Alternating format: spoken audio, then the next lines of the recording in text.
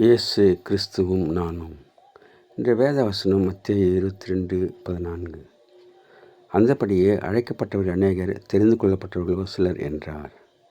அன்பான சகோதர சகோதரிகளே, ஆண்டவர் ஒரு ஊமையை சொல்கின்றார். பரலோக ராஜ்யம் தன் குமாரனுக்கு கல்யாணம் செய்த ஒரு ராஜாவுக்கு ஒப்பாக இருக்கிறது. அழைக்கப்பட்டவர்களை கல்யாணத்திற்கு வர சொல்லும்படி அவன் தன் ஊழியக்காரரை அனுப்பினான். அவர்களோ வர மனதில்லாதிருந்தார்கள். ஆண்டவர் வேறு ஆட்களை கொண்டு வந்து கல்யாண விருந்தை நிரப்பும்படியாக சொல்கின்றார். அப்போது ஆண்டவர் சொல்கின்றார், அழைக்கப்பட்டவர்கள் அநேகர், தெரிந்து கொள்ளப்பட்டவர்களோ சிலர் என்று சொல்கின்றதை நாம் பார்க்கின்றோம். அதனாலே முந்தினோர் பிந்தினோராயும் பிந்தினோர் முந்தினோராகவும் ஆவார்கள் என்றும் கூறுகின்றார்.